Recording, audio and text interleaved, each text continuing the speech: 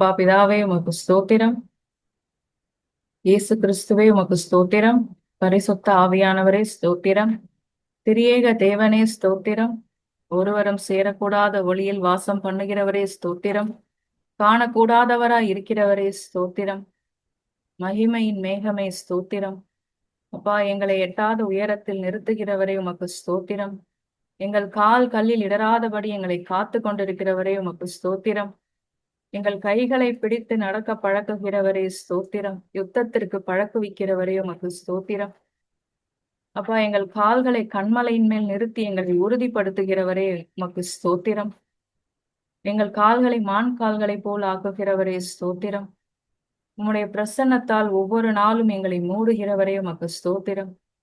நாங்களே உம்மை மறந்தாலும் நீர் எங்களை மறவாமல் ஒவ்வொரு நாளும் கண்ணின் மணி போல எங்களை காத்து கொண்டிருக்கிறவரே உமக்கு ஸ்தோத்திரம். எல்லா விதமான தீங்கிலிருந்தும் எங்களை கண்ணின் மணி போல பாதுகாத்து கொண்டிருக்கிறவரே உமக்கு ஸ்தோத்திரம். எங்களை சுற்றி நடக்கும் ஒவ்வொரு தீங்கிலிருந்தும் எங்களை இம்மட்டுமாய் விடுதலை செய்து பாதுகாத்து கொண்டிருக்கிறவரே ஸ்தோத்திரம். இனி வரும் உபத்திரவங்களுக்கும் அப்பா, உம்மை நோக்கி பார்க்கிற அனைத்து பிள்ளைகளையும் வெட்கப்படாமல் இருக்க அவர்களை பாதுகாத்து கொண்டிருக்கிறவரே ஸ்தோத்திரம். ஸ்தோத்திரம் ஆண்டவரே, நன்றி செலுத்துகிறோம்.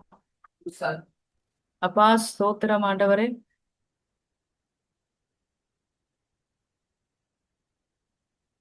புரியாத பாதையில் புதிய வழிகளில் நடத்தினே வேந்தினே என் இயேசுவே. புரியாத பாதையில் புதிய வழிகளில் நடத்தினே வேந்தினே என் இயேசுவே.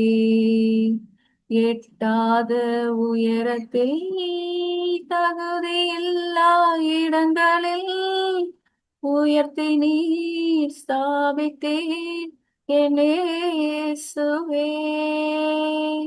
எட்டாத உயரத்தில் தகுதியில்லா இடங்களில் உயர்த்தி நீர் ஸ்தாபித்தீர் என் இயேசுவே. நன்றி செலுத்துவேன், நன்றி செலுத்துவேன். இது உம்மாலாயிற்று, இது அதிசயமானது. நன்றி செலுத்துவேன், நன்றி செலுத்துவேன். உந்தன் நன்மையை கொண்டாடி பாடுவேன். ஏன் இந்த வேதனை என்று கலங்கின நாட்களில் கிருபையே தாங்கிற்றே என் இயேசுவே. ஏன் இந்த வேதனை என்று கலங்கின நாட்களில் கிருபையே தாங்கிற்றே என் இயேசுவே. கண்ணீரால் படுக்கையை நனைத்த வேளையில் அனைத்தது உம் பிரசன்னமே என் இயேசுவே. கண்ணீரால் படுக்கையை நனைத்த வேளையில் அனைத்தது உம் பிரசன்னமே என் இயேசுவே. நன்றி செலுத்துவேன், நன்றி செலுத்துவேன். இது உம்மாலாயிற்று, இது அதிசயமானது. நன்றி செலுத்துவேன், நன்றி செலுத்துவேன். உந்தன் நன்மையை கொண்டாடி பாடுவேன். ஏன் இந்த சோதனை என்று மனமுடைந்தது, அறிந்தவர் நீர் மட்டும் என் இயேசுவே. ஏன் இந்த சோதனை என்று மனமுடைந்தது, அறிந்தவர் நீர் மட்டும் என் இயேசுவே. என் தூங்கா இரவினில் மனமுடைந்த வேளையில் தேற்றி நீரும் வார்த்தையால் என்னேசுவே. என் தூங்கா இரவினில் மனமுடைந்த வேளையில் தேற்றி நீரும் வார்த்தையால் என்னேசுவே. நன்றி செலுத்துவேன், நன்றி செலுத்துவேன். இது உம்மாலாயிற்று, இது அதிசயமானது. நன்றி செலுத்துவேன், நன்றி செலுத்துவேன். உந்தன் நன்மையை கொண்டாடி பாடுவேன். நெருக்கத்தின் வேளையில் என் தேவையின் பிடியினல் வழியில்லை என்று நான் திகைக்கையில், நெருக்கத்தின் வேளையில் என் தேவையின் பிடியினல் வழியில்லை என்று நான் திகைக்கையில், அதிசயமானவர் என் தேவை யாவையும் சந்தித்தீர் நடத்தினீர் என் இயேசுவே. அதிசயமானவர் என் தேவை யாவையும் சந்தித்தீர் நடத்தினீர் என் இயேசுவே. நன்றி செலுத்துவேன், நன்றி செலுத்துவேன். இது உம்மாலாயிற்று, இது அதிசயமானது. நன்றி செலுத்துவேன், நன்றி செலுத்துவேன். உங்கள் நன்மையை கொண்டாடி பாடுவேன். நன்றி ஆண்டவரே, எங்களை மட்டுமாய் கைவிடாத கர்த்தரே உமக்கு நன்றி. பாவிகளை கண்ணோக்கி பார்க்கிறவரே, அப்பா, எங்களை பாவிகளை நீதிமான்கள் ஆக்குகிறவரே, உமது இலவசமான கிருபையினால் எங்களை நீதிமான் ஆக்குகிறவரே, உமக்கு கோடான கோடி நன்றிகளை செலுத்துகிறோம். எங்கள் கண்ணீரின் பாதையில் எங்களோடு கூட நடந்து, அப்பா, எங்களை தூக்கி சுமந்து இம்மட்டுமாய் நீங்க காத்து வருகிறீங்களே, நன்றி ஏசப்பா. அப்பா, ஒவ்வொரு வீட்டிலும் நடக்கிற சோதனைகளிலும் போராட்டங்களிலும் உம்மை நோக்கி பார்க்கிற பிள்ளைகளை கைவிடாமல் இம்மட்டும் காத்து வருகிறவரே, உமக்கு நன்றி ஆண்டவரே. நன்றியோடு கூட ஸ்தோத்தரிக்கிறோம் ஆண்டவரே. இங்க வந்திருக்கிற ஒவ்வொருவரையும் ஆசீர்வதிங்க, அவங்க குடும்பத்தாரை ஆசீர்வதிங்க ஆண்டவரே. அவர்கள் தேவைகளை சந்திங்க, அவர்கள் கண்ணீரை துடைத்து அவர்களை நீங்க சாட்சியாக நிறுத்துங்க ஆண்டவரே. அப்பா, ஒவ்வொரு நாளும் அப்பா, நீங்க எங்களை பலப்படுத்தி வழி நடத்துறீங்க, எங்களை சீர்படுத்தி ஸ்திரப்படுத்தி நிலைப்படுத்துறீங்க. அதற்காக உமக்கு கோடான கோடி நன்றி. நீங்க அப்பா செய்தி கொடுக்கும் சகோதரரை ஆசீர்வதித்து அவர் மூலமாக எங்களோடு நீங்க இடைப்பட போற கிருபைக்காக நன்றி ஆண்டவரே. துதிகன மகிமை உமக்கே செலுத்துகிறோம் எங்கள் ஜீவனுள்ள நல்ல பிதாவே, ஆமேன். ஆமென், ஆமென். Thank you Ruby for leading worship. இந்த நாளிலும் நமத்தில் இருக்கிற பிரதர் லியோ அவர்கள் கர்த்தருடைய வார்த்தையை பகிர்ந்து கொள்வார். Praise the Lord brother. Praise the Lord brother. Praise the Lord. 1 கொரிந்தியர் 12ஆம் அதிகாரம்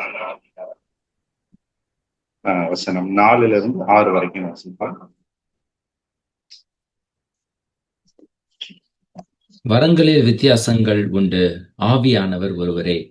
ஊழியங்களிலேயும் வித்தியாசங்கள் உண்டு, கர்த்தர் ஒருவரே. கிரியைகளிலேயும் வித்தியாசங்கள் உண்டு, எல்லாருக்குள்ளும் எல்லாவற்றையும் நடப்பிக்கிற தேவன் ஒருவரே. கர்த்தருடைய பரிசுத்த நாமத்திற்கு மகிமை உண்டாவதாக. வரங்களிலே வித்தியாசங்கள் உண்டு, ஆவியானவர் ஒருவரே. ஊழியங்களிலேயும் வித்தியாசங்கள் உண்டு, கர்த்தர் ஒருவரே. கிரியைகளிலும் வித்தியாசங்கள் உண்டு, எல்லோருக்குள்ளும் எல்லாவற்றையும் நடப்பிக்கிற தேவன். இங்க பவுல் இந்த அதிகாரத்துல வரங்களை குறித்து இந்த கொரிந்து சபைக்கு சொல்கிறதான காரியம். பொதுவாகவே நமக்கு வரங்கள் அப்படிங்கும் போது நமக்கு உடனே ஞாபகம் வரக்கூடிய வரங்கள் என்ன, யாராவது சொல்றீங்களா? வரங்கள் அப்படின்னு நமக்கு என்ன ஞாபகம்? என்ன இறைவாக்கு வரங்கள்? உரைக்கும் மரம். இறைவாக்கு உரைக்கும் மரம். ஓகே. பரவச பேச்சு. பரவச பேச்சு, அந்நிய பாஷை, தீர்க்க பேய்களை தரிசனம், துரத்தும், ஆ அசுத்த ஆவிகளை சொல்லுங்க. துரத்தும். சரி. குணமாக்கும் மரம், அற்புதங்களை செய்யும் மரம். அதாவது பொதுவாகவே நம்ம இன்றைக்கு உள்ள நம்மளுடைய சபைகள்ல பார்த்தீங்கன்னா வரம் அப்படின்னோடனே நமக்கு வந்து நிற்கிறது அந்நிய பாஷை வரம். அதுக்கப்புறம் தீர்க்க தரிசனம், சுகமளிக்கும் வரம், அற்புத வரம். இதையெல்லாம் வந்து நம்ம எல்லோருக்கும் இதுதான் வந்து தெரிஞ்சிருக்கு. அதே சமயம் நம்ம அதிகமா பயன்படுத்தக்கூடிய வரங்களும் அதுதான் சபைகள்ல. ஆனா இப்ப பாருங்க, முதவே இப்ப பெரியம்மா சொன்னது போல அந்த வசனத்தை போதிக்கிற வரம் அப்படின்னு சொல்லி தான் பார்க்கிறோம். அந்த வசனம் வாசிங்க, 8ல இருந்து வாசிங்க பிரதர். எப்படியெனில் ஒருவனுக்கு ஆவியினாலே ஞானத்தை போதிக்கும் வசனமும், வேறு ஒருவனுக்கு அந்த ஆவியினாலே அறிவை உணர்த்தும் வசனமும், வேறு ஒருவனுக்கு அந்த ஆவியினாலே விசுவாசமும், வேறொருவனுக்கு அந்த ஆவியினாலேயே குணமாக்கும் வரங்களும், வேறொருவனுக்கு அற்புதங்களை செய்யும் சக்தியும், வேறொருவனுக்கு தீர்க்க தரிசனம் உரைத்தலும், வேறொருவனுக்கு ஆவிகளை பகுத்தறிதலும், வேறொருவனுக்கு பற்பல பாஷைகளை பேசுதலும், வேறொருவனுக்கு பாஷைகளை வியாக்கியானம் பண்ணுதலும் அளிக்கப்படுகிறது. இவைகளை எல்லாம் அந்த ஒரே ஆவியானவர் நடப்பித்து தமது சித்தத்தின்படியே அவனவனுக்கு பகிர்ந்து கொடுக்கிறார். அப்ப இங்க ஆரம்பத்துல என்ன வாசிக்கிறோம்னா, எப்படி எனில் ஒருவனுக்கு ஆவியினாலே ஞானத்தை போதிக்கும் வசனமும், வேறு ஒருவனுக்கு அந்த ஆவியினாலே அறிவை உணர்த்தும் வசனமும், வேறு ஒருவனுக்கு அந்த ஆவியினாலே விசுவாசமும், வேறு ஒருவனுக்கு அந்த ஆவியினாலே குணமாக்கும் வரங்களும் என்று நம்ம பார்க்கிறோம். அப்படி பொழுது இதுல முக்கியமான விஷயங்கள் இப்ப நம்ம வந்து அதிகமா பயன்படுத்துறது என்னன்னா, ஒரு அந்நிய பாஷை வரங்களும், தீர்க்க தரிசன வரங்கள், அற்புதம், அதுக்கப்புறம் உள்ள காரியங்களை தான் நம்ம வந்து அதிகமா பயன்படுத்துறது. எல்லாருக்குமே தெரிஞ்ச ஒரு விஷயம் தான். ஆனால் இந்த வரங்களை கொடுக்கப்பட்ட அந்த நோக்கத்தை வந்து நம்ம வந்து தெரிஞ்சுக்கிட்டோம் அப்படின்னு சொன்னா, நம்ம எதை வந்து அதிகமா நம்ம பயன்படுத்தணும் அப்படின்றது நமக்கு புரிய வரும். பாருங்க, அப்போஸ்தலர் 2:22 வாசிங்க. ஆண்டவர் நமக்கு வந்து வரங்களை கொடுத்த அந்த நோக்கத்தையும் வந்து நம்ம வந்து தெரிஞ்சு கொள்வோம். இஸ்ரவேலரே, நான் சொல்லும் வார்த்தைகளை கேளுங்கள். நீங்கள் அறிந்திருக்கிறபடி நசரேனாகிய இயேசுவை தேவன் உங்களுக்குள்ளே பலத்த செய்கைகளையும் அற்புதங்களையும் அடையாளங்களையும் நடப்பித்து அவைகளினாலே அவரை உங்களுக்கு வெளிப்படுத்தினார். அப்ப இங்க என்ன வாசிக்கிறோம்? பலத்த செய்கைகளினாலும் அற்புதங்களையும் அடையாளங்களையும் நடப்பித்து அவைகளினாலே அவரை உங்களுக்கு வெளிப்படுத்தினார் என்றார். அப்ப ஆண்டவராக இயேசு கிறிஸ்துவை நாம் அறிந்து கொள்வதற்காக இந்த அற்புதம் அடையாளம் எல்லாம் செய்யப்படுகிறது என்று பார்க்கிறோம். அதே மார்க் 16ஆம் அதிகாரம் வசனம் 20 வாசனம்.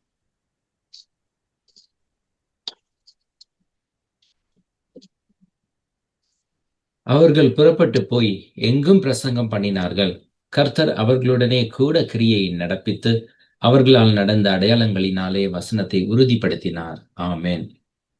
அப்ப இந்த வரங்களை வந்து எதற்காக அப்போஸ்தலர்களுக்கு கொடுக்கிறார் அப்படின்னா, அவைகளினாலே வசனத்தை உறுதிப்படுத்தும்படிக்கு கொடுக்கிறார்.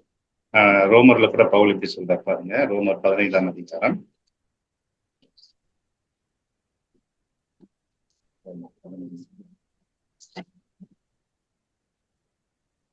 வசனம் 18 வாசிங்க. புறஜாதியாரை வார்த்தையினாலும் செய்கையினாலும் கீழ்ப்படிய பண்ணும்படிக்கு அற்புத அடையாளங்களின் பலத்தினாலும் தேவ ஆவியின் பலத்தினாலும் கிறிஸ்துவானவர் என்னை கொண்டு நடப்பித்தவைகளை சொல்வதல்லாமல் வேறொன்றையும் சொல்ல நான் துணிவதில்லை. போதும். என்ன சொல்றார்? புறஜாதியாரை வார்த்தையினாலும் செய்கைகளினாலும் கீழ்ப்பண்ணும் படிக்கு அற்புத அடையாளங்களின் பலத்தினாலும் அப்படின்னு சொல்றார். தேவ ஆவியின் பலத்தினாலும் கிறிஸ்துவானவர் என்னை கொண்டு நடப்பித்தவைகளை என்று இங்கே சொல்றார். இப்ப புறஜாதிகளை அந்த வார்த்தையினாலும் செய்கையினாலும் கீழ்ப்படுத்தும்படிக்கு அங்க வந்து பவுல் வந்து அந்த என்னை கொண்டு ஆண்டவர் அற்புதம் செய்தார் என்று சொல்லப்படுது. அப்ப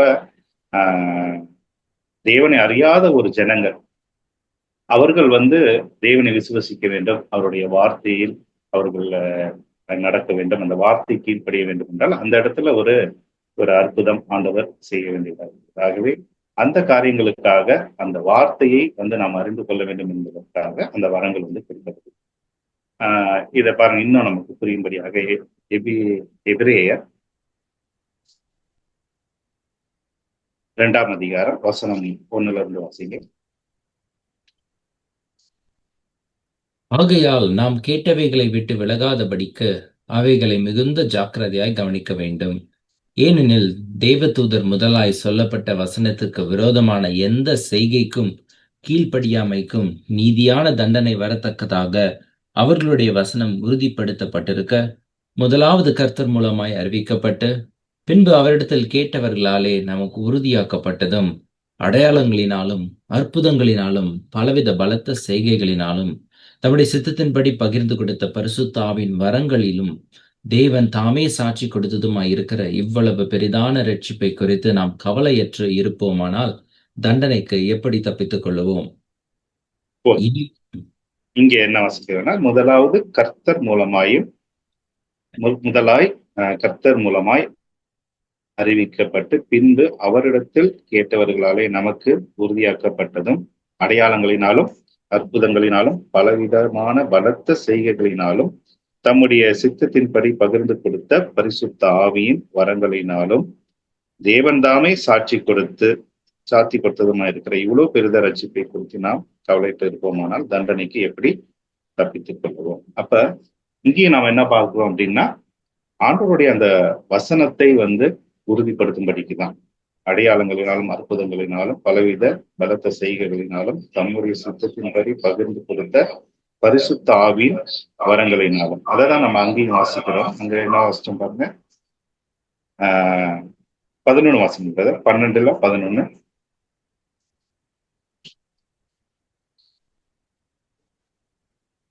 இவைகளை எல்லாம் அந்த ஒரே ஆவியானவர் நடப்பித்து தமது சித்தத்தின்படியே அவனவனுக்கு பகிர்ந்து கொடுக்கிறார் என்று பார்த்தோம். இப்ப ஆண்டவருடைய நோக்கம் என்ன, வரங்களை கொடுத்ததின் நோக்கம் என்ன அப்படின்னு பார்க்கும்போது, எல்லாரும் வசனத்தை வந்து அறிந்து கொள்ள வேண்டும், வசனத்திற்கு கீழ்ப்படிய வேண்டும். ஏன்னா தேவன் தாமே சாட்சி கொடுத்து அவர் தன்னுடைய ஜீவனை சிலுவையில் கொடுத்து அதை நமக்கு முன்னாடியே வந்து தீர்க்க தரிசனமா சொல்லி, இது போல சிலுவையில் அறைப்பட்டு 3ஆம் நாள் உயிர்த்தெழுவை நின்று முன்பதாக நமக்கு அந்த காரியங்கள் தேவ தூதர் மூலமா தீர்க்க தரிசனங்கள் மூலமா முன்பதாக சொல்லப்பட்ட வசனங்கள் எல்லாம் நிறைவேறியும் நாம் அந்த வசனத்தை நாம் விசுவசிக்காமல் இருப்போமானால் நாம் எப்படி தண்டனைக்கு தப்பித்துக் கொள்வோம்? ஆகவே வரங்களை கொடுக்கப்பட்ட நோக்கம் என்னவென்றால், நாம் வந்து ஆண்டவருடைய வசனத்தை வந்து நாம் வந்து அறிந்து கொள்ள வேண்டும். இப்ப அதே குழந்தையர்ல 7 வாசிக்கிறோம், 12:7 வாசிக்கிறோம். 12:7. ஆவியினுடைய அனுகிரகம் அவனவனுடைய பிரயோஜனத்திற்கு என்று அழைக்கப்பட்டிருக்கிறது. ஆவியினுடைய அனுக்கிரகம் அவனவனுடைய பிரயோஜனத்திற்கு என்று அளிக்கப்பட்டிருக்கிறது. அப்படின்னா அது அவனுடைய பிரயோஜனத்திற்கு என்று அல்ல, அவன் கர்த்தருக்காக கனி கொடுக்க இல்ல கர்த்தருக்காக ஆத்மாவை ஆதாயம் செய்ய அவனுக்காக கொடுக்கப்பட்ட அந்த வரம். இப்ப தாளாந்தை குறித்து சொல்றோம்ல, 1 தாளாந்து 2 தாளாந்து அந்த கொடுக்கும் பொழுது அந்த தாளாந்தை வைத்து நாம் வந்து ஆண்டவருக்கு வந்து நாம் வந்து அதை வந்து பெருக்கி கொடுக்க வேண்டும். அதற்காக நமக்கு கொடுக்கப்பட்ட அந்த வரம் தான் இங்கே சொல்லப்படுகிற வரம். அப்ப இன்றைக்கு ஊழியக்காரர்கள் அநேகர் வந்து அந்த வரத்தை வந்து எப்படி பயன்படுத்துகிறார்கள்? ஆனால் வசனத்தை எல்லோரும் அறியும்படியாக அந்த கொடுக்கப்பட்ட வரம் இன்று வந்து அவர்கள் வந்து சுய மகிமைக்காக பயன்படுத்துகிறபடினால்தான் அவர்கள் வந்து பொதுவா என்ன வார்த்தை யூஸ் பண்றாங்க? அந்நிய பாஷை, தீர்க்க தரிசனம், சுகமளிக்கும் வரம், அற்புதங்களை செய்யும் வரம், இதே மாதிரியான வரங்களை தான் அவர்கள் வந்து விரும்புகிறார்கள். ஆனா ஞானத்தை போதிக்கும் வசனம் அந்த காரியங்களை குறித்து வந்து சொல்லுவதில்லை. ஏன்னால் அதை சொல்லும் பொழுது அவர்களுக்கு வந்து எந்த ஒரு மகிமையும் வந்து சேருவதில்லை. ஜனங்களும் கூட எப்படி இருக்கிறாங்க அப்படின்னு சொன்னா,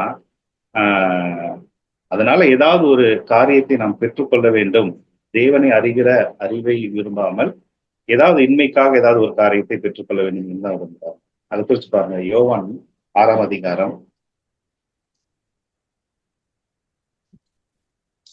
யோவான் 6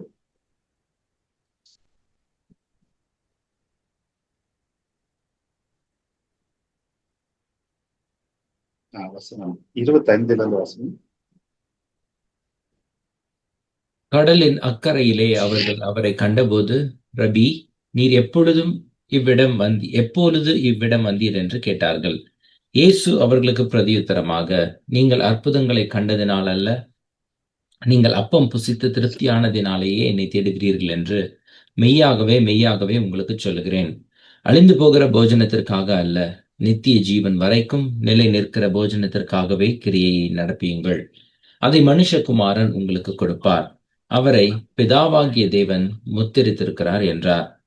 அப்பொழுது அவர்கள் அவரை நோக்கி, தேவனுக்கு ஏற்ற கிரியைகளை நடப்பிக்கும்படி நாங்கள் என்ன செய்ய வேண்டும் என்றார்கள். இயேசு அவர்களுக்கு பிரதியுத்தரமாக, அவர் அனுப்பினவரை நீங்கள் விசுவாசிப்பதே தேவனுக்கு ஏற்ற கிரியா இருக்கிறது என்றார். அதற்கு அவர்கள், அப்படியானால் உம்மை விசுவாசிக்கும்படிக்கு நாங்கள் காணத்தக்கதாக நீர் என்ன அடையாளத்தை காண்பிக்கிறீர், என்னத்தை நடப்பிக்கிறீர்? வானத்திலிருந்து அவர்களுக்கு அப்பத்தை புசிக்க கொடுத்தார் என்று எழுதியிருக்கிறபடி நம்முடைய பிதாக்கள் வானத்திலிருந்து மன்னாவை புசித்தார்களே என்றார்கள். இயேசு அவர்களை நோக்கி, வானத்திலிருந்து வந்த அப்பத்தை மோசே உங்களுக்கு கொடுக்கவில்லை, என் பிதாவோ வானத்திலிருந்து வந்த மெய்யான அப்பத்தை உங்களுக்கு கொடுக்கிறார் என்று மெய்யாகவே மெய்யாகவே உங்களுக்கு சொல்லுகிறேன். வானத்திலிருந்து இறங்கி உலகத்துக்கு ஜீவனை கொடுக்கிற அப்பமே தேவன் அருளிய அப்பம் என்றார். அப்பொழுது அவர்கள் இங்க அவங்க சொல்லும்போது என்ன சொல்றாங்க, ரபி, நீர் எப்பொழுது இவ்விடம் வந்தீர் என்று. அதாவது சீசர்கள் எல்லாம் அந்த கரையோரம் அங்க இருக்கிறாங்க. அவங்க இங்கிட்ட வரும்போது இயேசு எப்படி அங்கிட்டு போனாரு அப்படின்னு சொல்லிட்டு அவர்கள் ரபி, நீர் எப்பொழுது இவ்விடம் வந்தீர் என்று கேட்டார்கள். இயேசு அவர்களுக்கு பிரதி உத்தரமாக, நீங்கள் அற்புதங்களை கண்டதினால் அல்ல, நீங்கள் அப்பம் புசித்து திருப்தியானதினாலே என்னை தேடுகிறீர்கள் என்று மெய்யாகவே மெய்யாகவே உங்களுக்கு சொல்லுங்கள். அவர் என்ன நோக்கத்துக்காக அந்த அற்புதத்தை செய்தாரோ அதை அவர்கள் விரும்பவில்லை. நீங்கள் அப்பம் புசித்து திருப்தியானதினாலே என்னை தேடுகிறீர்கள் என்று மெய்யாகவே மெய்யாகவே உங்களுக்கு சொல்கிறேன். அடுத்த வசனம் சொல்றாரு, அழிந்து போகிற போஜனத்துக்காக அல்ல, நித்திய ஜீவன் வரைக்கும் நிலை நிற்கும் போஜனத்திற்காகவே கிரியைகளை நடத்தியுங்கள். அதை மனுஷகுமாரன் உங்களுக்கு கொடுப்பார். அவரை பிதாவாகிய தேவன் முத்திரித்திருக்கிறார் என்றார். அப்ப அழிந்து போகிற போஜனத்துக்காக தான் ஆண்டவரை தேடி வருகிறார்களே அல்லாமல் அவருடைய வசனத்தை அறிந்து கொள்ள வேண்டும், நித்திய ஜீவனை பெற்றுக்கொள்ள வேண்டும் என்று அங்க விரும்பல. அப்ப வரத்தை செயல்படுத்தக்கூடியவரும் தன்னுடைய சுய மகிமைக்காக இது பண்றாங்க. வரத்தை பெற்றுக்கொள்ளுகிறவர்களும் அவர்களும் தன்னுடைய இந்த உலக தேவைக்காக அதற்காக தான் எடுத்துட்டு வருவார். ஆனால் ஆண்டவர் என்ன நோக்கத்துக்காக வரத்தை கொடுத்தாரோ அந்த நோக்கத்தை அங்கே அவர்கள் செயல்படுத்தவில்லை. அதான் பார்க்கிறோம். வரங்களிலே வித்தியாசங்கள் உண்டு, ஆவியானவர் ஒருவரே. ஊழியங்களிலும் வித்தியாசங்கள் உண்டு, கர்த்தர் ஒருவரே. கிரியைகளும் வித்தியாசங்கள் உண்டு, எல்லோருக்குள்ளும் எல்லாவற்றையும் நடப்பிக்கிற தேவன் ஒருவரே என்று. அப்ப அந்த ஒரே ஆவியானவர், அந்த ஒரே தேவன், ஒரே கர்த்தர் இந்த வரங்களை செயல்படுத்துவாரே ஆனால் அவர் எல்லாரும் அந்த வசனத்தை அறிந்து கொள்ள வேண்டும் அந்த நோக்கத்தோடு தான் செயல்படுத்துவார். ஆனால் இன்று அந்த காரியங்கள் நடக்கவில்லை. பாருங்க, அதே அதிகாரத்துல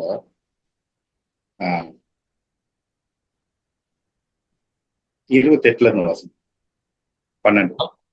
அப்பொழுது அவர் கொரிந்தியர் 12ஆம் அதிகாரம்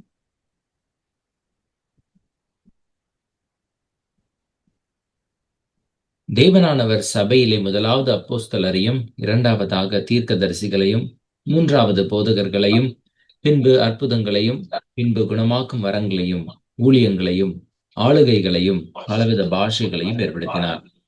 எல்லாரும் அப்போஸ்தலர்களா? எல்லாரும் தீர்க்கதரிசிகளா? எல்லாரும் போதகர்களா? எல்லாரும் அற்புதங்களை செய்கிறவர்களா? எல்லாரும் குணமாக்கும் வரங்களை உடையவர்களா? எல்லாரும் அந்நிய பாஷைகளை பேசுகிறவர்களா? எல்லாரும் வியாக்கியானம் பண்ணுகிறவர்களா? இப்படி இருக்கிற முக்கியமான வரங்களை நாடுங்கள், இன்னும் அதிக மேன்மையான வழியையும் உங்களுக்கு காண்பிக்கிறேன்.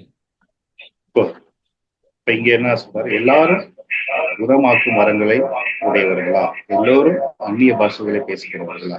எல்லோரும் வியாக்கியானம் பண்ணுகிறவர்களா? இப்படி இருக்க முக்கியமான வரங்களை நாடுங்கள், இன்னும் அதிக மேன்மையான வழியை உங்களுக்கு காண்பிக்கிறேன். அப்ப ஒரு சில வரங்கள் வந்து முக்கியமான வரங்கள் என்று பவுல் வந்து இங்க சொல்றாரு. ஒரு சில வரங்கள் வந்து எல்லாமே முக்கியமானதுதான். அதாவது எப்படின்னா, நம்ம அவிசுவாசிகளா இருந்தபோது, இப்ப வந்து அந்நிய பாஷை அவிசுவாசிகளுக்கு அடையாளமா இருக்கிறது. இப்ப நம்ம கர்த்தருக்குள்ள ஒரு குழந்தையா இருக்கும் பொழுது இந்த மாதிரியான வரங்கள் நமக்கு தேவைப்படுகிறது. அதுக்கப்புறம் முக்கியமான வரங்களை நீங்கள் நாடுங்கள் சொல்லு. அதே பாருங்க, 14:1 வாசிங்க. 1 Corinthians 14:1.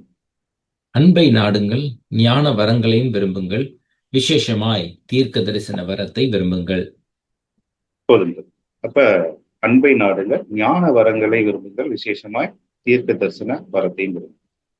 அப்ப வந்து நம்ம எந்த வரத்துக்கு நாம் முக்கியத்துவம் கொடுக்கணும், எந்த வரத்துக்கு, அதாவது நம்ம சின்ன வயசுல இருந்தப்ப இந்த வரங்கள் எல்லாம் நமக்கு தேவைப்பட்டதுதான். இன்றும் ஆண்டவர் அநேகரை ரட்சிப்புள்ளாய் நடத்த இந்த அற்புதம், அந்நிய பாஷை, இந்த வரங்கள் எல்லாம் தேவைப்படுகிறது தான். ஆனால் நாம் வளர்ந்த பிறகு நமக்கு வந்து இந்த ஞானத்தை போதிக்கும் வரங்கள் இதெல்லாம் தேவைப்படுகிறது. இதெல்லாம் முக்கியமான வரம் என்று பவுல் சொல்கிறார். சரி, இப்ப வந்து இதுதான் நம்ம இன்னைக்கு மெயினா பார்க்குற விஷயம். இப்ப பொதுவா வந்துட்டு ஒரு நம்மளுடைய தமிழ்நாடா இருக்கட்டும், இல்ல இந்தியா முழுவதும் இருக்கட்டும், இங்க வந்து ஒரு எல்லாருக்கும் ஒரு குழப்பம் இருக்கு. அதை எது குறித்து அப்படின்னு சொன்னா, அந்நிய பாஷையை குறித்து நம்ம எல்லாருக்கும் ஒரு சந்தேகம் இருக்கு. அது பேசலாமா, அது பேசுறது சரிதானா, இல்ல அது தேவன் அருள் தானா அப்படின்னு சொல்லிட்டு இன்னைக்கு சத்தியமே இல்லாத சபையிலும் அந்நிய பாஷை பேசுகிறார்கள். சத்தியம் நன்கு சொல்லப்படக்கூடிய சபைகளிலும் அந்நிய பாஷை பேசுகிறார்கள். இதை நம்ம உணர முடியுதா? நான் சொல்றது புரியுதா? எல்லா இடங்களிலும் அந்நிய பாஷைகளை பேசுறது ஒரு வழக்கமா தானே இருக்கு. ஒரு சில சபைகள்லாம் பாத்தீங்கன்னா போனோன்னு 1/2 hour 1 hour அந்நிய பாஷையிலே பேச சொல்லுவாங்க. நான் பார்த்தது இல்லை, ஆனா வந்து கேள்விப்பட்டிருக்கிறேன். நீங்க அந்நிய பாஷையில பேசுங்க, அந்நிய பாஷையில ஜெபம் பண்ணுங்க அப்படின்னே சொல்லி அவங்க வந்து சொல்ற காரியம் உண்டு. அப்ப வந்துட்டு இந்த ஒரு விஷயத்தை குறித்து நம்ம வந்து ஒரு தெளிவு அடையாமல், இந்த அந்நிய பாஷையை வந்து நம்ம பேசலாமா பேசக்கூடாதா, இது நம்ம எப்ப பேசணும், இதை நம்ம எப்படி பேசணும் அப்படின்னு நம்ம வந்து அதை வந்து நம்ம ஒரு தெளிவு இல்லாமல் நம்ம வந்து அப்படியே கடந்து போவோமே. ஆனால் நம்ம வந்து ஆண்டவருடைய சித்தத்தை நிறைவேற்ற முடியாது. பொதுவாகவே அந்நிய பாஷை குறித்து என்ன சொல்லுவாங்க? தூதர் பாஷைன்னு சொல்லுவாங்க. வேற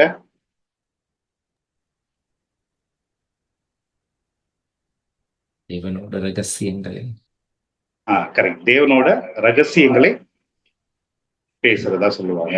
அப்புறம் இந்த பாஷை வந்து பிசாசுக்கு தெரியாதுன்னு கூட சொல்லுவாங்க. அதாவது இந்த பாஷையை நம்ம ஜெபிக்கும் போது பிசாசுக்கு தெரியாது, அதனால வந்து நம்ம திட்டத்தை அவன் வந்து அறிந்து கொள்ள முடியாது, நம்ம ஆண்டவர்கிட்ட என்ன கேட்கிறோமோ அதை அவனால புரிஞ்சு கொள்ள முடியாதுன்ட்டு அப்படி கூட சொல்லுவாங்க. ஆனா நம்மளை காட்டிலும் அவன் தான் ஆண்டவரோட பரலோகத்துல இருந்தவன். அவனுக்கு எல்லாமே, எல்லா விஷயங்களும் அவனுக்கு தெரியும். அப்ப இது தூதர் பாஷையா அப்படின்னு பார்க்கும்போது அதை குறித்து நம்ம பார்ப்போம். இன்னொரு விஷயம் என்ன சொன்னோம், தேவனோடு வந்து ரகசியத்தை பேசுறதா அப்படின்றதை நம்ம அதை குறித்து பார்ப்போம். பாருங்க, பவுல் வந்து இந்த அந்நிய பாஷை பேசலாமா வேணாமா, இது வந்து சபைக்கு பிரயோஜனம் உள்ளதுதானா, இல்ல இந்த அந்நிய பாஷையை நம்ம எப்படி பேசணும், இது எப்படி இருக்கும், அந்நிய பாஷைனா எப்படி இருக்கும் அப்படின்னு சொல்லிட்டு, ஏன்னா இந்த கொரிந்தியருக்கு தான் இந்த விஷயத்த சொல்றாரு. ஏன்னா கொரிந்த சபையை குறித்து நமக்கு நல்லாவே தெரியும். அவர்கள் வந்து ஆவிக்குரிய வாழ்க்கையில வந்து அவர்கள் வந்து குழந்தை போல இருந்தார்கள் என்று வசனம் 1 Corinthians 3 வாசிங்க. 1-2 வாசனம். மேலும் சகோதரரே, நான் உங்களை ஆவிக்குரியவர்கள் என்று எண்ணி உங்களுடனே பேசக்கூடாமல் மாம்சத்துக்குரியவர்கள் என்றும் கிறிஸ்துவுக்குள் குழந்தைகள் என்றும் எண்ணி பேச வேண்டியதாயிற்று. நீங்கள் பலன் இல்லாதவர்களானதால் உங்களுக்கு போஜனம் கொடாமல் பாலை கொடுத்தேன். இன்னமும் நீங்கள் மாம்சத்துக்குரியவர்களாய் இருக்கிறபடியால் இப்பொழுதும் உங்களுக்கு பலன் இல்லை. பொறாமையும் இப்ப இங்க வந்து அவர்கள் வந்து ஆவிக்குரியவர்கள் என்று எண்ணி உங்களுடனே பேசாமல் மாம்சத்துக்குரியவர்கள் என்றும் கிறிஸ்துவுக்குள் குழந்தைகள் என்றும் எண்ணி பேசுகிறேன் அப்படின்னு சொல்லி. அப்ப அவங்க வந்து ஒரு கிறிஸ்துவுக்குள்ள குழந்தைகளா இருக்கிறாங்க. அப்போ ஒரு குழந்தைகள்கிட்ட வந்து அந்த விஷயத்த எப்படி நம்ம சொல்லணும் அப்படின்னு ஒரு பக்குவமா. இப்ப பாருங்க, நான் பைபிள் வாசிக்காத ஒரு காலத்துல முத பிரதர் ஜெனிஃபர் தான் பைபிள் கொடுத்து வாசிங்கன்னு சொன்னாரு. அப்ப என்ன சொன்னாருன்னா, கொரிந்தியர் வாசிக்க சொல்லுங்க, கொரிந்தியரை வாசிங்க அப்படின்னு சொன்னாரு. பிரதர் ஞாபகம் இருக்கான்னு தெரியல. கொரிந்தியரா அப்படின்னா என்னன்னு அப்ப யோசிச்சுட்டு இருந்தேன், தேடிட்டு இருந்தேன் பைபிள் கொரிந்தியர் இருந்திருக்கு அப்படின்னு சொல்லிட்டு. அப்ப அந்த கொரிந்தியர் எப்படின்னு கேட்டீங்கன்னா, ஒரு குழந்தையாய் ஒரு மனிதன் கிறிஸ்துக்குள்ள வளர்றவங்களுக்கு அந்த அதிகாரத்தை படிக்கும்போது அது ரொம்ப பிரயோஜனமாக இருக்கும். ஆகவே இங்க நான் என்ன சொல்ல வரேன்னா, இந்த 14வது அதிகாரத்துல ஒருத்தங்களை போய் அப்படியே ஒருத்தங்க இப்பதான் ரசிக்கப்பட்டு வராங்க, இப்பதான் ஆண்டுக்குள்ள வராங்கன்னு அவங்கள்ட்ட போய் எல்லாத்தையும் கண்டித்து உணர்த்தும் போதும், இல்ல அவங்க இதுக்கு முன்னாடி இருந்த அந்த வழிபாட்டுகளை குறித்து நம்ம சொல்லும் பொழுதும் அவர்களுக்கு அது உடனே ஒரு பலவீனத்தை கொண்டு வரும். ரோமர்ல சொல்றாரு, அந்த பலவீனரை தாங்குங்கள். அதாவது எப்படின்னா, நம்ம விசுவாசத்துல நம்ம அதிகமா இருப்போம், அவங்க இப்பதான் வராங்கன்னா அவங்களுக்கு ஏற்றபடி சொல்லணும். இதை எதுக்கு சொல்றேன்னா, இதை நம்ம புரிஞ்சுக்கிட்டு இந்த அதிகாரத்தை நம்ம வாசிக்கும் பொழுதுதான் நம்ம அந்நிய பாஷை பேசலாமா பேசக்கூடாதா, அது எப்படி இருக்கும், இதெல்லாம் நம்ம புரிஞ்சுக்க முடியும். பிரதர், அதுல 1-5 வரைக்கும் வாசிங்க. 3ஆம் அதிகாரம் 14. 1 கொரிந்தியர் 14 1-5 வரைக்கும் வாசிங்க. அன்பை நாடுங்கள், ஞான வரங்களையும் விரும்புங்கள், விசேஷமாய் தீர்க்க தரிசன வரத்தை விரும்புங்கள். ஏனெனில் அந்நிய பாஷையில் பேசுகிறவன் ஆவியிலே ரகசியங்களை பேசினாலும் அவன் பேசுகிறதை ஒருவனும் அறியாதிருக்கிறபடியினாலே அவன் மனுஷரிடத்தில் பேசாமல் தேவனிடத்தில் பேசுகிறான். தீர்க்க தரிசனம் சொல்லுகிறவனோ மனுஷருக்கு பக்தி விருத்தியும் புத்தியும் ஆறுதலும் உண்டாகத்தக்கதாக பேசுகிறான். அந்நிய பாஷையில் பேசுகிறவன் தனக்கே பக்தி விருத்தி உண்டாக பேசுகிறான். தீர்க்க தரிசனம் சொல்லுகிறவனோ சபைக்கு பக்தி விருத்தி உண்டாக பேசுகிறான். நீங்கள் எல்லாரும் அந்நிய பாஷைகளை பேசும்படி விரும்புகிறேன். ஆகிலும் அந்நிய பாஷைகளில் பேசுகிறவன் சபைக்கு பக்தி விருத்தி உண்டாகும்படிக்கு அர்த்தத்தையும் சொல்லாவிட்டால் தீர்க்க தரிசனம் சொல்லுகிறவன் அவனிலும் மேன்மையுள்ளவன். ஆதலால் நீங்கள் தீர்க்க தரிசனம் சொல்லுகிறவர்களாக வேண்டும் என்று அதிகமாய் விரும்புகிறேன். இப்ப இந்த வாசிச்ச இந்த 5 வசனத்துல பவுல் என்ன சொல்ல வர்றாரு? அந்நிய பாஷை பேசலான்றாரா பேசக்கூடாதா? பேசலாம், விளக்கம் சொல்ற மாதிரி இருக்கணும். 4ல வாசிக்கிறோம்.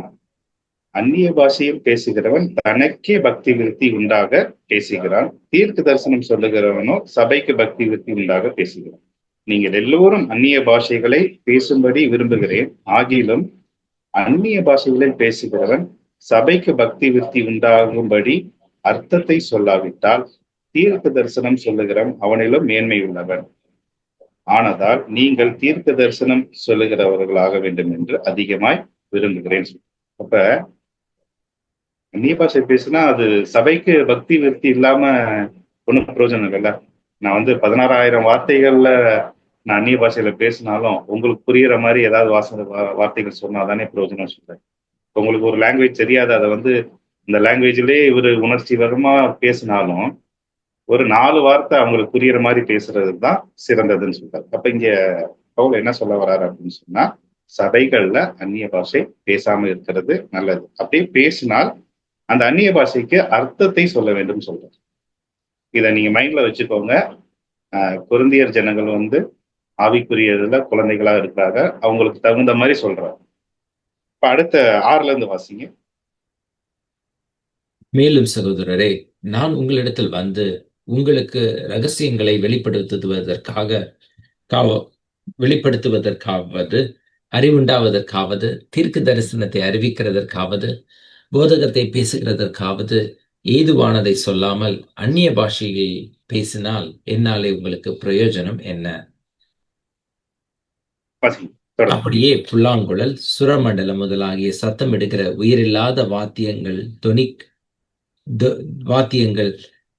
துவனிகளில் வித்தியாசங்கள் காட்டாவிட்டால் குழலாலே ஊதப்படுகிறதும் சுரமண்டலத்தாலே வாசிக்கப்படுகிறதும் இன்னதென்று எப்படி தெரியும்? அந்தபடி எக்காலமும் விளங்காத சத்தமிட்டால் எவன் யுத்தத்திற்கு ஆயத்தம் பண்ணுவான்?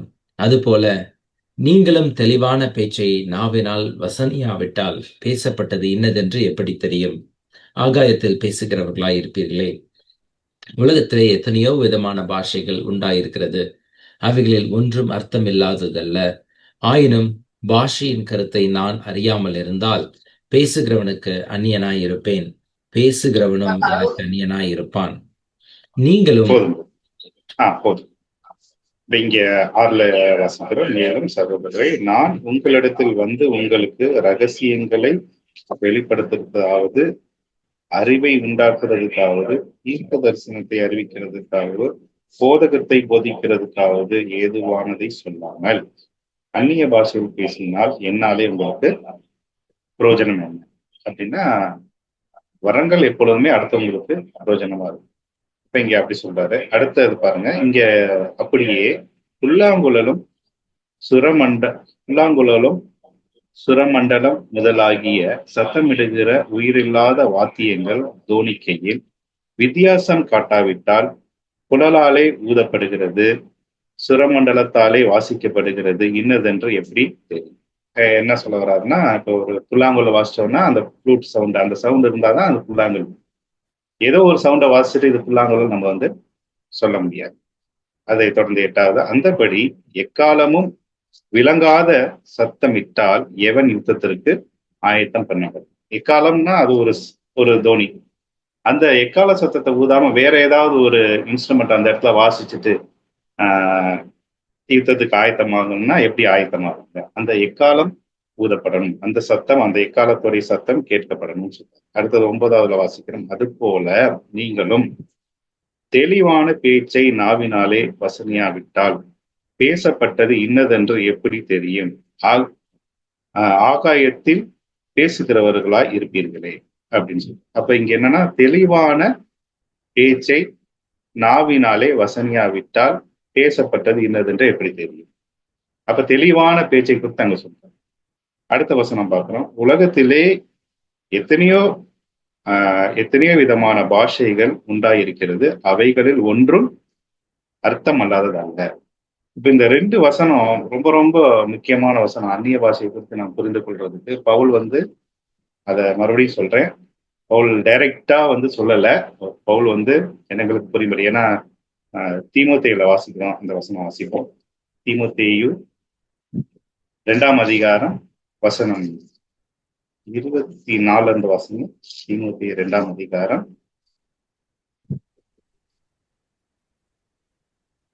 2 தீமோத்தேயு 2ஆம் அதிகாரம் வசனம் 24 வசனம். கர்த்தருடைய ஊழியக்காரன் சண்டை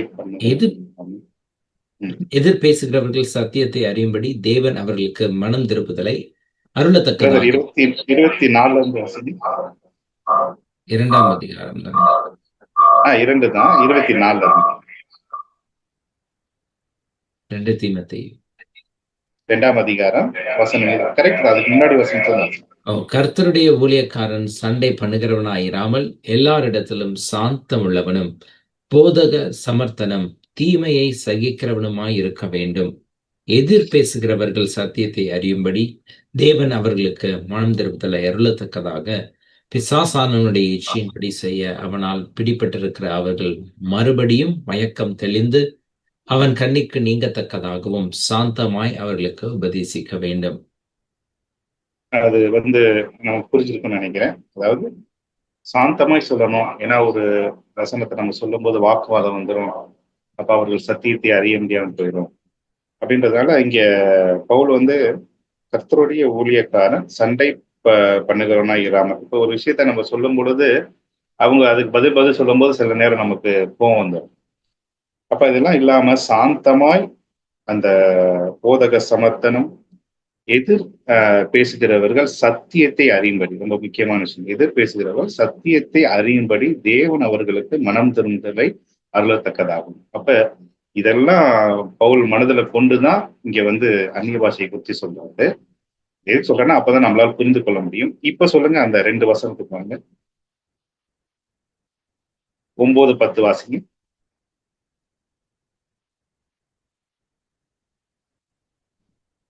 அது போல நீங்களும் தெளிவான பேச்சை நாவினாலே வசனியாவிட்டால் பேசப்பட்டது இன்னதென்று எப்படி தெரியும்? ஆகாயத்திலே பேசுகிறவர்களாய் இருப்பீர்களே.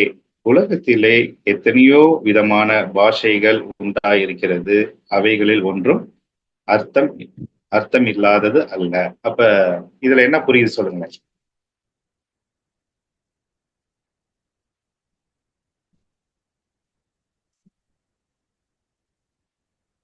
இந்த 2 வசனத்துல ஏதாவது புரியுதா?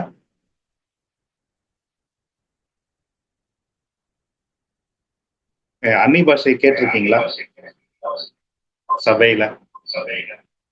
இப்ப என்னன்னா, நிறைய பேர் வந்து அந்த அந்நிய பாஷை குறித்து சொல்லுவதற்கு ரொம்ப பயப்படுறாங்க. ஏன்னா ஆஹ், எந்த பாவத்தையும் மன்னிக்கப்படும், பரிசுத்த ஆவியானவருக்கு விரோதமா செய்யக்கூடிய பாவங்கள் வந்து மன்னிக்கப்படாது அப்படின்னு சொல்லி சொல்லப்பட்டிருக்கிறதுனால இந்த அந்நிய பாஷை குறித்து பேசுறதுக்கு எல்லாருமே பயப்படுறாங்க. ஆனா இப்ப நம்ம சபைகள்ல பேசக்கூடிய அந்நிய பாஷைகள் பார்க்கும்போது அது வந்து இந்த 2 வசனத்தை ஒத்துதான் இருக்கிறது. நீங்கள் தெளிவான பேச்சை நாவினால் வசனியாவிட்டால் பேசப்பட்டது இன்னதென்று எப்படி தெரியும்? உலகத்திலே எத்தனையோ விதமான பாஷைகள் உண்டாயிருக்கிறது, அவைகளில் ஒன்றும் அர்த்தம் இல்லாததாகும். பாருங்க இப்ப அர்த்தம் இல்லாததல்ல. அப்படியே அப்படியே அப்போஸ்தலர் 2ஆம் அதிகாரம் வாங்க. இதுல பார்க்கும்போது நமக்கு தெரியும். அப்போஸ்தலர் 2ஆம் அதிகாரம் வசனம் 4 இருந்து வசனம் 4. அவர்கள் எல்லாரும் பரிசுத்த ஆவியினாலே நிரப்பப்பட்டு ஆவியானவர் தங்களுக்கு தந்தருளின வரத்தின்படியே வெவ்வேறு பாஷைகளிலே பேசத் தொடங்கினார்கள். வானத்தின் கீழ் இருக்கிற சகல தேசத்தாரிலும் இருந்து வந்த தேவ பக்தியுள்ள யூதர்கள் அப்பொழுது எருசலேமிலே வாசம் பண்ணினார்கள். அந்த சத்தம் உண்டான போது திரளான ஜனங்கள் கூடி வந்து தங்கள் தங்கள் பாஷையிலே அவர்கள் பேசுகிறதை அவரவர் கேட்டபடியினாலே கலக்கமடைந்தார்கள். எல்லாரும் பிரமித்து ஆச்சரியப்பட்டு ஒருவரை ஒருவர் பார்த்து, இதோ பேசுகிறவர்கள் எல்லாரும் கலிலேயர் அல்லவா? அப்படி இருக்க நம்மில் அவரவர்களுடைய ஜென்ம பாஷைகளிலே இவர்கள் பேச கேட்கிறோமே, இது எப்படி? பார்த்தரும் மேதரும் எலாமித்தரும் மெசபத்தோமியா, யூதேயா, கப்பதோக்கியா, பொந்து, ஆசியா, பிரிகியா, பம்பிலியா, எகிப்து என்னும் தேசத்தார்களும் சீரேனே பட்டணத்தை சுற்றி இருக்கிற லிபியாவின் திசைகளிலே குடியிருக்கிறவர்களும் இங்கே சஞ்சரிக்கிற ரோமாபுரியரும் யூதரும் யூத மார்க்கத்தமைந்தவர்களும் கிரேக்கத்தாரும் அரபியருமாகிய நாம் நம்முடைய பாஷைகளிலே இவர்கள் தேவனுடைய மகத்துவங்களை பேச கேட்கிறோமே என்றார்கள். எல்லாரும் இத்தனை பாஷையில அன்னைக்கு வந்து அங்க அப்போஸ்தலர்கள் வந்து பேசுறாங்க. இது நம்மளுடைய ஜென்ம பாஷைகள்ல இவர்கள் வந்து தேவனுடைய மகத்துவத்தை பேசுறத வந்து நம்ம கேட்கிறோம்னு சொல்லி சொல்றோம். இப்ப 4வது வசனத்துல ஆவியானவர் தந்தருளும் வரத்தின்படியே அப்படின்னா அந்த வரம் இதுதான். இந்த ஆவியானவர் தந்தருளும் வரம். அப்ப இங்க என்ன வாசிக்கிறோம்? வெவ்வேறு பாஷைகளிலே பேச தொடங்கினார்கள் என்று வாசிக்கிறோம். அதை நேர வரத்துக்கு வாங்க. 12ஆம் அதிகாரம் வசனம் 10 வாசிக்கிறோம். வேறு ஒருவனுக்கு அற்புதங்களை செய்யும் சக்தியும், வேறு ஒருவனுக்கு தீர்க்கதரிசனை உரைத்தலும், வேறு ஒருவனுக்கு ஆவியினாலே பகுத்தறிதலும், வேறு ஒருவனுக்கு பற்பல பாஷைகள். பற்பல பாஷைகள் இங்க வெவ்வேறு பாஷைகள் என்று சொல்லுவோம். அப்ப ஆவியானவர் வரம் என்று சொல்லக்கூடியது இங்க என்னன்னா, இங்க இருக்கிற 18 லாங்குவேஜ் இருக்கும். அந்த வாசிச்சதுல 18 இருக்குன்னு நினைக்கிறேன், கரெக்டா தெரியல. இவ்வளவு லாங்குவேஜ்ல வந்து அன்னைக்கு வந்து தேவனுடைய மகத்துவங்களை பேசினார்கள். அதுதான் வரம். வானத்தின் கீழ் இருக்கிற சகல தேசத்தாரிலிருந்து வந்த தேவ பக்தி உள்ள யூதர்கள் அப்பொழுது எருசலேமில் வாசம் பண்ணினார்கள். அந்த சத்தம் உண்டான போது திரளான ஜனங்கள் கூடி வந்து தங்கள் தங்கள் பாஷைகளிலே அவர்கள் பேசுகிறதை அவர்கள் கேட்டபடினாலே கலக்கமடைந்தார்கள். அப்ப அநேக பாஷை பேசக்கூடியவர்கள் அந்த இடத்துல வந்து இருக்கும் பொழுது அப்போஸ்தலர்கள் அந்த பாஷை அந்த வரத்தை பெற்று அவங்களுடைய பாஷைகளை பேசும் பொழுது அவர்கள் வந்து பிரமித்தார்கள் என்று பார்க்கிறோம், பயந்தார்கள் என்று பார்க்கிறோம். பாருங்க, இந்த இதுலயே ஒரு விஷயம், அடுத்த வசனம் வாசிப்போம். ஆயினும் பாஷையின் கருத்து 11 வசனம்.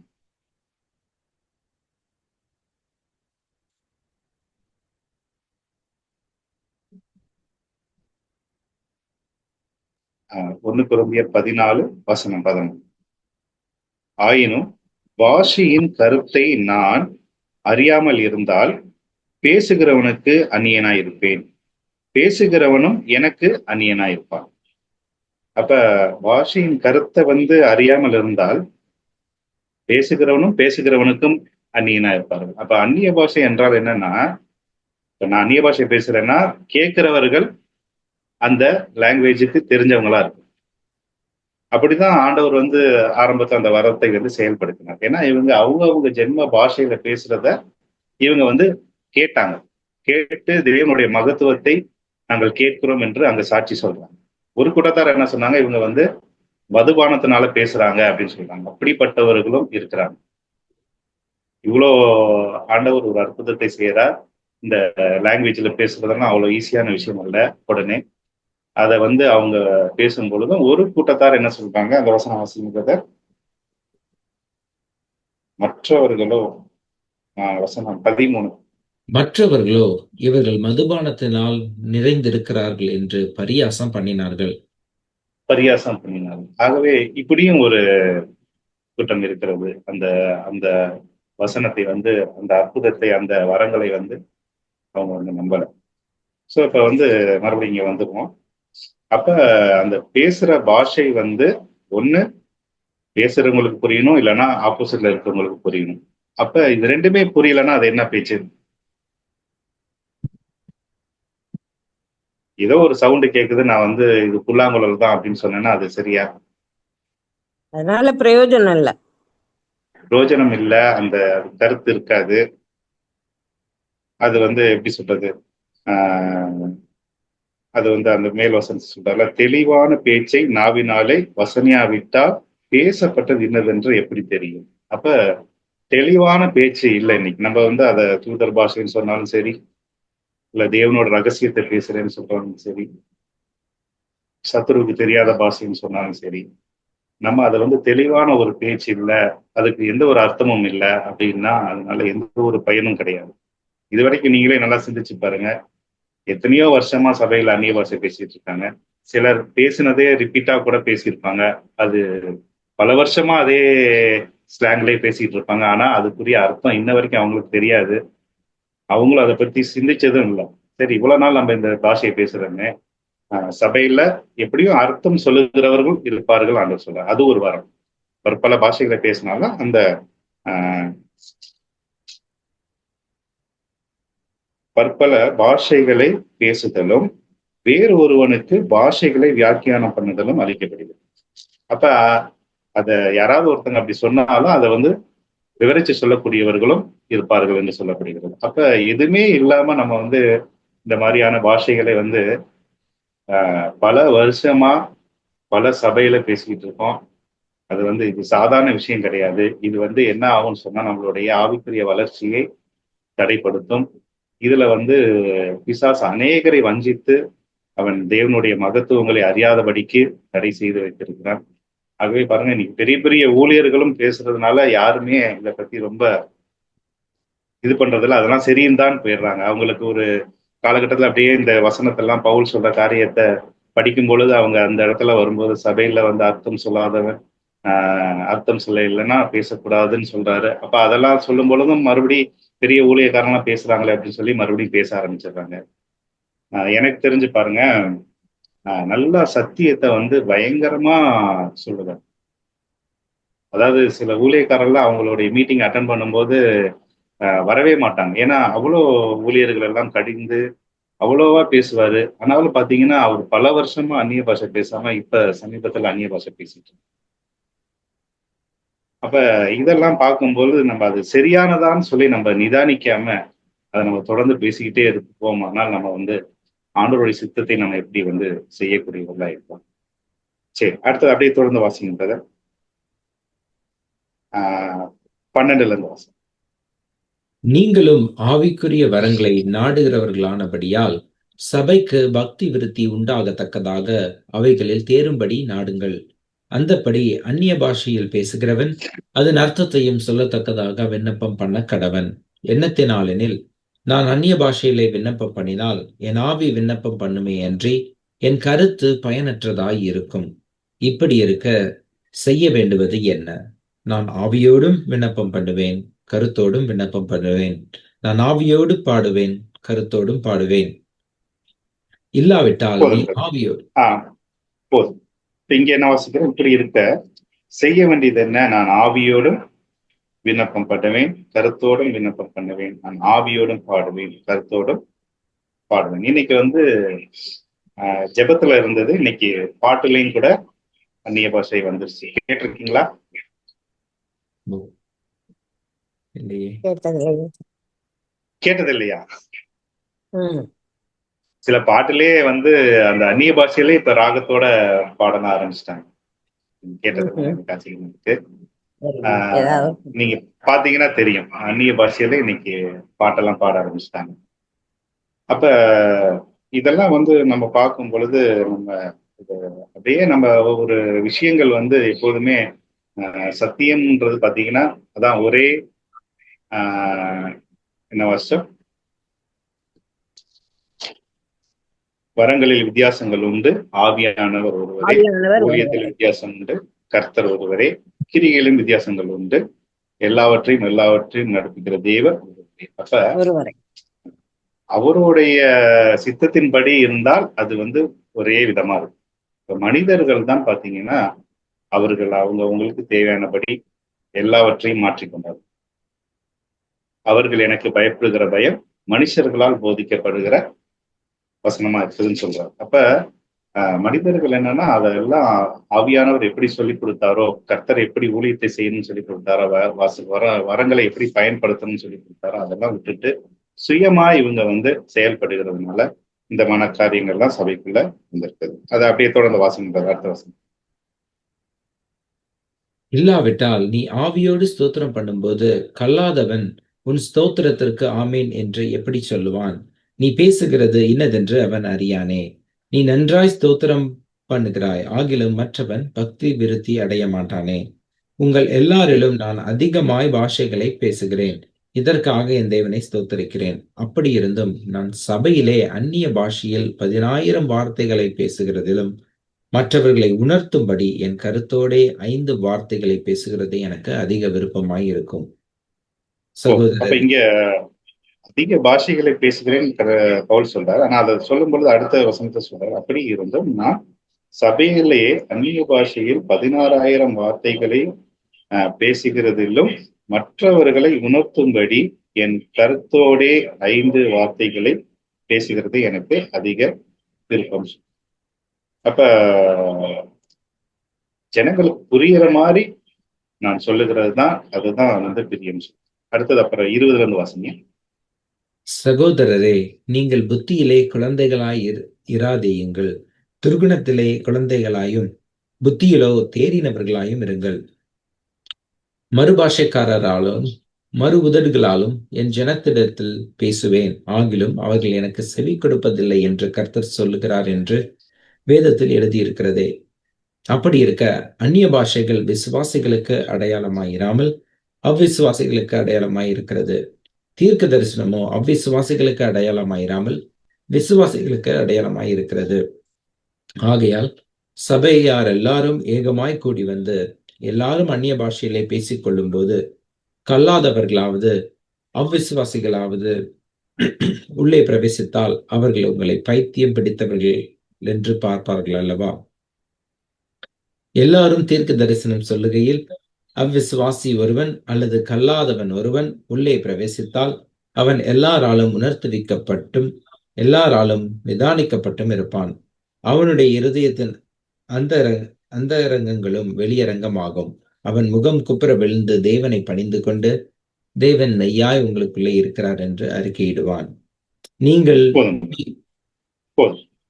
இதுல வாசிக்கும் போது பார்க்கிறோம், அந்நிய பாஷையானது விசுவாசிகளுக்கு அடையாளமா இல்லாமல் அவிசுவாசிகளுக்கு அடையாளமா இருக்கிறது.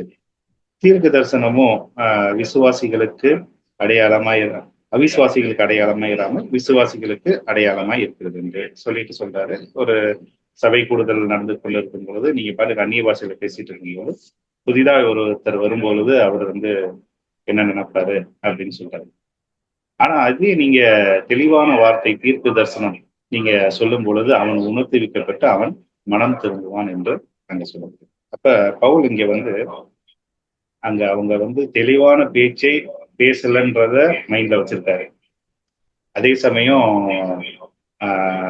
பற்பல பாஷைகள்ன்றது வந்து நம்ம அந்த இதுல அப்போஸ்தலரோட வாசிக்கும் போது எல்லாமே ஒரு டைப்பான லாங்குவேஜ், எல்லாரும் ஒவ்வொருத்தரும் பேசக்கூடிய லாங்குவேஜ், அதையும் மைண்ட்ல வச்சிருக்கிறாரு. அப்ப இங்க அவங்களுக்கு சொல்லும் பொழுது அதை வந்து பக்குவமா அவர் சொல்றாரு. அப்புறம் கடைசியில சொல்லும்போது சொல்றாரு, சபையில அர்த்தம் சொல்லுகிறவன் இல்லாவிட்டால் நீங்கள் அந்நிய பாஷை பேசாதீங்கன்னே சொல்றாரு. ஆக வந்து நம்ம இப்ப இந்த அந்நிய பாஷைகள் குறித்து நம்ம இன்னமும் நம்ம வந்து அதை குறித்து ஒரு தெளிவு இல்லாமல் நம்ம போவோமே, ஆனால் சத்தியத்திற்கு சபையில வந்து இடம் இல்லாமல் போகும். ஏன்னா நம்ம சத்தியத்தை கொஞ்சம் கொஞ்சமா நம்ம விசுவசிக்க தான் ஆண்டவர் வந்து நமக்கு வெளிப்படுத்துவார். நம்ம இன்னமும் குழந்தைகளா இருந்துட்டு நம்ம இன்னமும் வந்து நம்ம இதை எல்லாத்தையும் நம்ம நம்பிக்கொண்டு இருந்தோமானால் நம்ம வந்து ஆண்டோடைய சித்தத்தை நம்ம அறியவே முடியாது. கடைசியாக வாசிப்போம் 1 கொரிந்தியர். இங்க பாருங்க பவுல் என்ன சொல்றாரு. 1 கொரிந்தியர் 13 1-3 வாசிங்க. நான் மனுஷர் பாஷைகளையும் தூதர் பாஷைகளையும் பேசினாலும் அன்பு எனக்கு இராவிட்டால் சத்தமிடுகிற வெண்கலம் போலவும் ஓசையிடுகிற கைத்தாளம் போலவும் இருப்பேன். நான் தீர்க்க தரிசன வரத்தை உடையவனாயிருந்து சகல ரகசியங்களையும் சகல அறிவையும் அறிந்தாலும் மலைகளை பெயர்க்கத்தக்க சகல விசுவாசம் உள்ளவனாயிருந்தாலும் அன்பு எனக்கு இராவிட்டால் நான் ஒன்றுமில்லை. எனக்கு உண்டான யாவற்றையும் நான் அன்னதானம் பண்ணினாலும் என் சரீரத்தை சுட்டரிக்கப்படுவதற்கு கொடுத்தாலும் அன்பு எனக்கு இராவிட்டால் எனக்கு பிரயோஜனம் ஒன்றுமில்லை.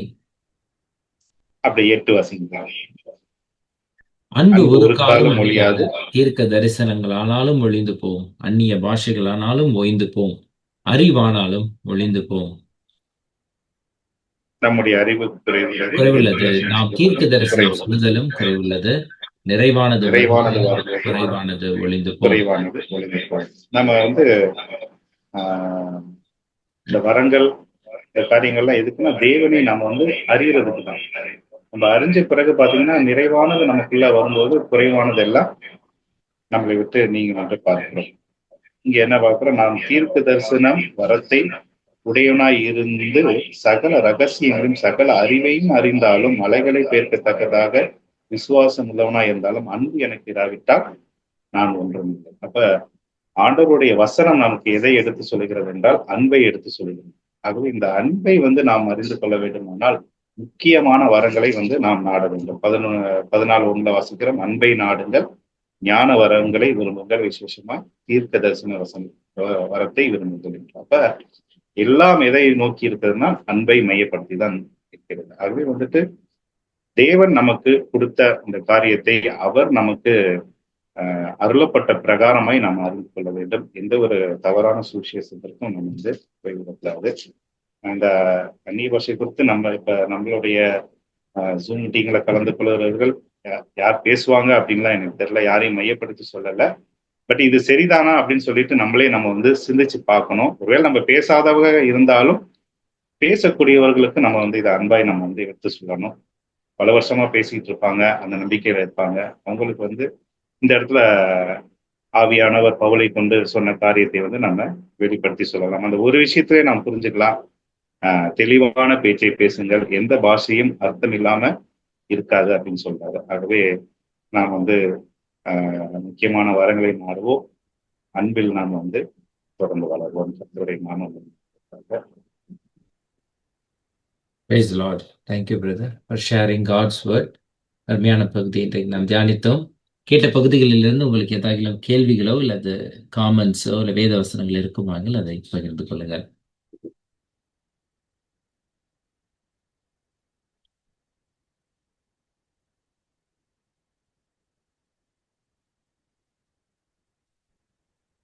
அந்நிய பாஷை வரங்கள் அப்படின்னு வரும் பொழுது இதனுடைய கோர் ஃபவுண்டேஷன் பார்த்தீங்கன்னா 2 ராங் டாக்டரின்ல இது பில்ட் ஆகிருக்குது. ஒன்று என்னன்னு பார்த்தீங்கன்னா, இது இந்த அந்நிய பாஷை வரங்கள் வந்து ஆவியினால நம்ம நிரப்பப்படுறதுனால நம்ம பேசுகிறோம் அப்படின்றது ஒன்று. ஆவியால நிரம்பினாதான் நம்ம பேச முடியும் அந்நிய பாஷை, இல்லைன்னா அந்நிய பாஷை பேசினாதான் நம்ம ஆவியில நிரப்பப்பட்டு இருக்கோம் அப்படின்ற ஒரு ராங் டாக்டர். இன்னொன்று என்னன்னு பார்த்தீங்கன்னா, ஆவியானவர் தான் அவருடைய சித்தத்தின்படி பகிர்ந்து கொடுக்கிறார். ஆனா என்னவா மாத்தினாங்கன்னா, நம்ம எவ்வளவு தூரம் பரிசுத்தமா இருக்கோமோ, எவ்வளவு தூரம் முயற்சி செய்யறோமோ, அதற்கு ஏற்றாற் போல அவர் நமக்கு தருவார். அப்ப மனிதனுடைய முயற்சி, it's not grace, it's a reward அப்படின்ற மாதிரி என்ன பண்ணிட்டாங்க, மாறிட்டாங்க. ரெண்டுமே ராங் டாக்டர் தான். இது எப்போ ஆரம்பிச்சிச்சு அப்படின்னு பார்த்தீங்கன்னா 1800s தான் ஆரம்பிச்சிச்சு. ஜான் வெஸ்லிக்கு அப்புறமா அந்த பரிசுத்தத்தை ரொம்ப அவங்க எம்பசைஸ் பண்றதுனால செகண்ட் பிளெஸிங் அப்படின்னு சொல்லிட்டு இன்ட்ரடியூஸ் பண்றாங்க. ஹிஸ்டரி எடுத்து நீங்க படித்து பார்த்தீங்கன்னா செகண்ட் பிளெஸிங், ரட்சிக்கப்பட்டா மட்டும் பத்தாது, அதுதான் ஃபர்ஸ்ட் பிளெஸிங். ஆனா செகண்ட் பிளெஸிங் உங்களுக்கு இருந்தாதான் நீங்க பரலோகத்துக்கே போக முடியும். அப்ப நீங்க ரொம்ப பரிசுத்தமா வாழ்ந்தாதான் இந்த செகண்ட் பிளெஸிங்கை பெற்றுக்கொள்ள முடியும். என்ன செகண்ட் பிளெஸிங்? ஆவியிலால நீங்க ஞானஸ்தானம் பெற்றுக்கொள்வது. அப்ப ஆவியிலான ஞானஸ்தானம் பெற்றுக்கொள்வதுன்னா எப்படி அறிந்து கொள்ளலாம்? அந்நிய பாஷையில நீங்க பேசினா அறிந்து கொள்ளலாம். சோ இப்படி வந்தது தான் இந்த ராங் டாக்டர். டொபேக்கா அப்படின்னு சொல்லிட்டு அமெரிக்கால இருந்து உதித்தானது தான் இந்த ராங் டாக்டர். அசுசா ஸ்ட்ரீட் அப்படின்னு சொல்லுவாங்க. அங்க ஒரு செகண்ட் ரிவைவல் 1906 இவைகள் ஆரம்பிக்கப்பட்டது. அதனால என்ன பண்ணிட்டாங்கன்னா, ஓகே ஆவியினால நம்ம நிரப்பப்பட்டோம்னா நம்ம அந்நிய பாஷை பேசுவோம் அப்படின்னு சொல்லிட்டு கொஞ்சம் கொஞ்சமா அவங்க அந்த ராங் டாக்டர்னா பரப்ப ஆரம்பிச்சாங்க. அப்ப சிலோன்ல இருந்து அங்க படிக்க வந்திருந்த ஒருத்தர், அவர் பேரு ராமன் குட்டின்னு நினைக்கிறேன். அவரு தான் அதை பார்த்துட்டு he came back to Ceylon and started Ceylon Pentecostal Mission, CPM. அப்புறமா கேரளால தி பென்டிகாஸ்டல் மிஷன், TPM ஆரம்பிக்கிறாங்க.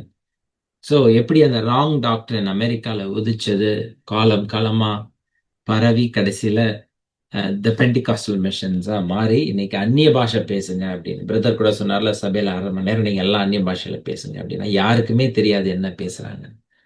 ஸோ அதனாலதான் பாருங்க, இந்த ராங் டாக்டர்ஸ் இருக்கிறது தான் தவறான வழியில அநேகரை நடத்திடுது.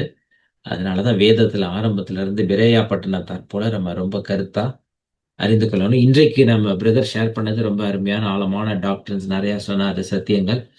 இவைகள் ராங் ஃபவுண்டேஷன்ல இருக்கிறதுனாலதான் இன்னைக்கு wrong teachings and wrong preachings இருக்கிறத நம்ம ஸோ சரித்திரத்தை நம்ம புரட்டி பார்த்தாலே தெரிஞ்சிடும். ஓகே 1800s அப்புறமா 19th century 20th centuryல தான் அந்த டாக்டர்ஸ் உருவானது அப்படின்னு சொல்லி நம்ம அறிந்து கொள்ளணும். வேற ஏதாகிலும் காமெண்ட்ஸ் வேத வசனங்கள் இருக்கும்னா இல்லை கொஸ்டின்ஸ் இருக்கும்னா ஷேர் பண்ணுங்க.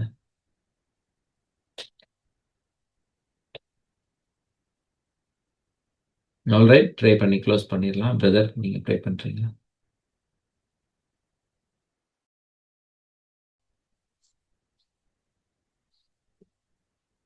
ஸ்தோத்திரம் ஆண்டவரே, ஸ்தோத்திரம் பரிசுத்தம் பரலோகத்திலே துதிக்கிறோம். ஏசப்பாமை நாங்கள் துதிக்கிறோம். சகல சத்தியத்திலும் எங்களை வழி நடத்தும் பரிசுத்த ஆவியானவரே துதிக்கிறோம்ப்பா. நேற்றும் இன்றும் என்றும் மாறாதவரே துதிக்கிறோம். கிருபையாய் ரட்சிப்பவர் முடிய ரட்சிக்க வேண்டும் என்பவரை துதிக்கிறோம்ப்பா. நாளிலும் கூட ஆண்டவரே நாங்கள் தியானித்த வார்த்தைக்காக நன்றி செலுத்துகிறோம். அப்பா ஆண்டவரே, வரங்களை குறித்து நாங்கள் தியானித்தோம். முக்கியமான வரங்கள் அப்பா, அதை நாங்கள் நாட வேண்டும், அன்பை நாங்கள் நாட வேண்டும். மேலும் அப்பா அந்த அந்நிய பாஷையை குறித்ததான அவர்களுக்கு சந்தேகம், ஒரு பயம், ஒரு குழப்பம் எல்லாம் ஆண்டவரை சபையை விட்டு நீங்கணும். அது தேவன் அருள பிரகாரமாக நாங்கள் அதை அறிந்து கொள்ள கர்த்தருக்கு உதவி செய்யுங்க. இன்னமாய் அதை குறித்ததான தெளிவை கர்த்தருக்கு கொடுக்க வேண்டும் ஜெபிக்கிறோம். பவுல் சொன்னது போல ஆண்டவரே அர்த்தம் சொல்லுகிறவர் இல்லாவிட்டால் சபையில் பேசாமல் இருக்க வேண்டும் என்று சொல்லுகிற காரியங்கள் எல்லாவற்றையும் நாங்கள் ஆண்டவரை சிந்தித்து பார்த்து எது சரியான வழி அதை நாங்கள் நடக்க கர்த்தருக்கு உதவி செய்யுங்க. இன்னுமாய் ஆண்டவரே அப்பா பவுல் சொல்லுகிற போல பிரோஜனமான ஒன்றையும் மறைத்து வைக்கவில்லை என்று சொன்னது போல எல்லா சத்தியத்தையும் நாங்கள் புரிந்து கொள்ள எங்களுக்கு உதவி செய்யுங்க. நாங்கள் அதை விசுவசிக்க கர்த்தர் எங்களுக்கு ஒரு கருத்துக்கிறவராக இருக்கிறீர். ஆகவே ஆண்டவரே உங்களுடைய சத்தியத்தை நாங்கள் ஆண்டவரை விசுவசிக்க எங்களுக்கு தாங்க, தொடர்ந்து வழி நடத்துங்க. தொடர்ந்து ஆண்டவரை இந்த கூடுகையை ஒவ்வொரு வாரமும் நடத்தி வருகிறோம். நன்றி செலுத்துகிறோம். கலந்து கொண்ட ஒவ்வொருவருக்காக நன்றி செலுத்துகிறோம். எல்லா துதிகள் மகிமையெல்லாம் நமக்கு செலுத்துகிறோம். இயேசுவின் நாமத்தில் ஜெபிக்கிறோம். எங்கள் ஜீவனும் திரும்பியும் உள்ள நல்ல பிதாவே. ஆமென். என் ஆத்துமாவே கர்த்தரை ஸ்தோத்திரி, என் முழுவலுமே அவருடைய பரிசுத்த நாமத்தை ஸ்தோத்திரி. என் ஆத்துமாவே கர்த்தரை ஸ்தோத்திரி, கர்த்தர் செய்த சகல நன்மைகளையும் மறவாதே. ஆமென். Thank you all. joining today. God bless you.